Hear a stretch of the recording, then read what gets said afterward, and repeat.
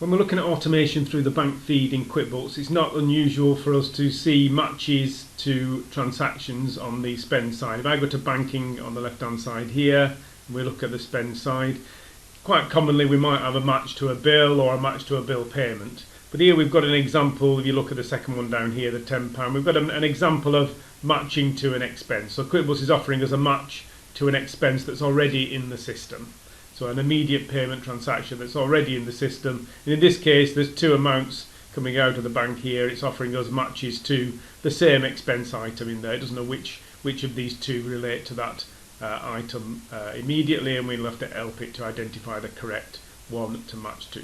So it raises the question really, why would we have a match to an expense already in the system when it might be more normal for us to look at an immediate payment out of the system, perhaps the one below here, and click on that particular transaction and actually add the expense in. So it might be more common for us to add expenses in from the bank feed, but there are occasions where we will see matches to transactions that are already in as an expense in the bank feed. So if we do have expenses that are manually added, and we're using the bank feed in, we don't want to add them in again and duplicate that transaction. We really need to find the match to the expense, and once we find the match to the expense, it will enable us to actually click on the match and tell the system that we've identified the transaction that's been already posted into QuickBooks. So if I have a quick look on that particular record, I can click on it, it's offering me a match, and I can click on the expense here.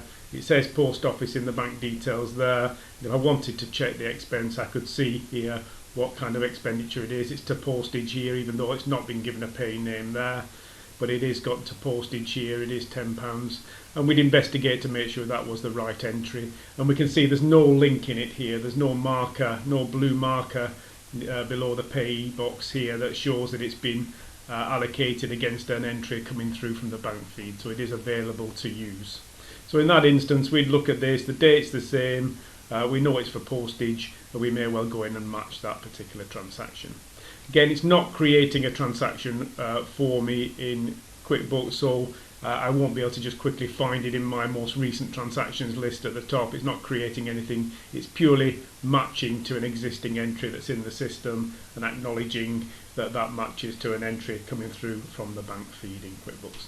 So that's matching to an expense, which we wouldn't see too often necessarily in QuickBooks, because we wouldn't expect those manual expenses to be in, but there are instances where manual expenses will be created, and in that instance we will need to match rather than add an expense into QuickBooks.